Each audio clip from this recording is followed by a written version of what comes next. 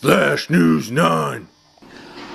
Thank you, Pat. I'm here down at Pioneer Courthouse Square today at the scene of a grisly crime, as you can see behind me here. Not little less than an hour ago, apparently, according to witnesses, a woman was gunned down in what appears to be a drive-by shooting. We're so far hearing reports that this is only an isolated incident, but again, there was a drive-by shooting today at Pioneer Courthouse Square. A young woman was killed. As you can see, some people have gathered around. They're consoling each other.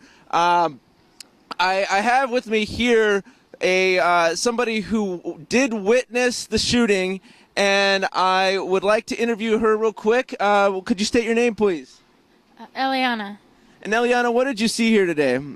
Well, I mean, I'm not really sure. It just happened so fast, but I was in town to do some shopping, and I came out of Starbucks, and then all of a sudden I heard these loud bangs, and everybody just went to the floor, and we didn't know what it was, and then I turned around and looked, and there was this body just laying on the floor, and I actually think it was this girl. She came by just right before I heard the loud bang and handed me this flyer. I didn't know what it was. I just thought it was like a coupon or like a religious thing.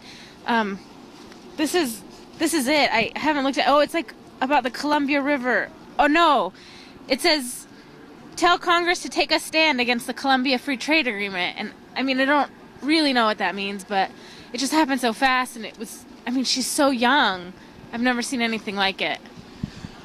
Obviously, Pat, people are very traumatized down here at Portland Pioneer Courthouse Square, where a little less than an hour ago a woman was gunned down, as you heard right from our eyewitness here. I want to stress again, authorities have made clear that this is an isolated incident. We do have, our investigative team has come across a copy of the flyer that the young woman is said to have been handing out at the time that she was killed. I'm going to just give you a little bit of idea here of what it says. You can see this is the flyer. According to our investigative team, it says that the Bush administration is pushing Congress to approve what is called the Colombia Free Trade Agreement, and it is asking people to call Congress and urge their Congresspeople to vote no. The flyer does make mention of human rights violations in Colombia and states here, quote, that Colombia is the most dangerous place on earth to advocate for worker rights. It goes on here, Pat, to say that 2,200 Colombia trade unionists have been assassinated in the last 20 years. 97% of those murders apparently have gone without conviction. Now, Pat, just to be fair and balanced about this, some people are saying that the rate of murders has gone down, apparently because there are fewer trade union activists in Colombia to assassinate now. But at any rate, we're at the scene of a grisly crime today here in Pioneer Courthouse Square. Stay tuned to Flash News 9. We'll be coming with reports as they develop throughout the day. Stay tuned. We'll be back. Flash News 9. I'm back here at the scene of the situation we've been covering all day here on Flash News 9. Earlier today at Pioneer Courthouse Square, a woman was shot. Now, we reported earlier in the day that authorities were saying that this was an isolated incident. However, we have discovered some breaking news that this maybe was not an isolated incident. In fact, our sources are telling us that this shooting here earlier could in fact be connected to attacks that have been reported on food safety standards and the environment. I repeat, there have been attacks on food safety standards and the environment, and there's also been one fatality reported, that of local democracy. I repeat, attacks on food safety, the environment, and local democracy is reported as dead. Now, I've been out here talking to a number of local residents, and obviously people are upset. And I have with me now a man who has been here a while, and I'd like to get his take on that. What's your name, sir? My name's Steve Kellogg. And Steve, what do you think about this whole thing? I'm just disgusted. Anybody who would attack democracy and food safety, it's disgusting. whoever's responsible for this, they're the lowest of the low, scumbags.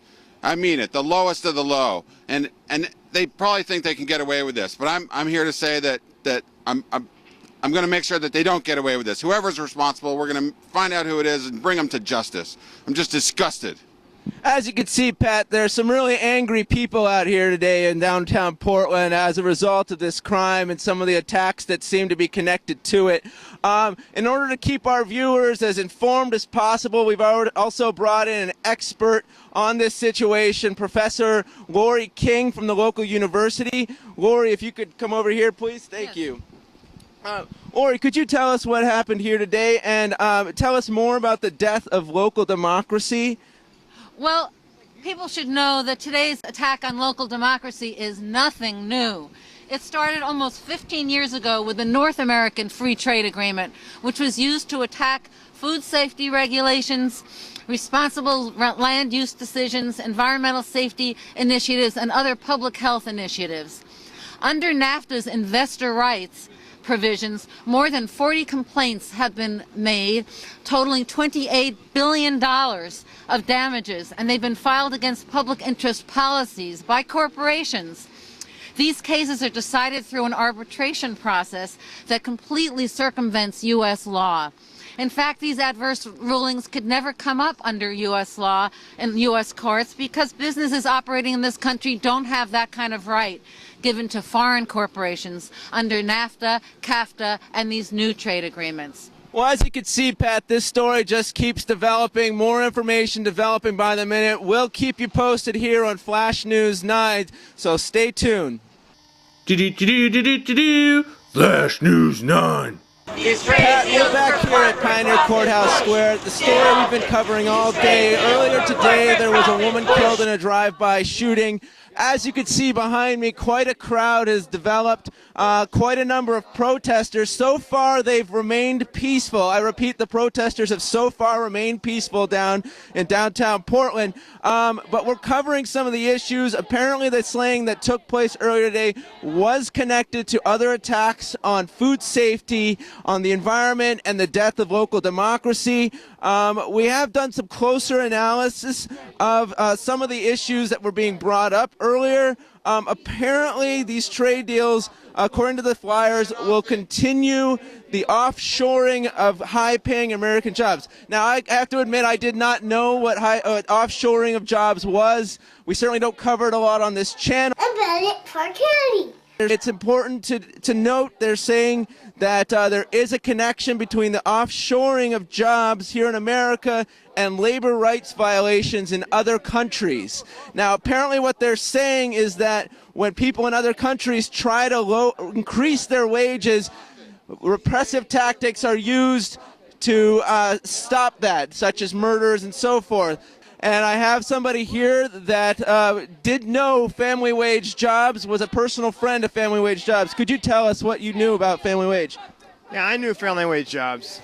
Man, I love Family Wage Jobs. Family Wage Jobs meant the world to me. I can't believe they're gone now. Can't believe Family Wage Jobs are gone.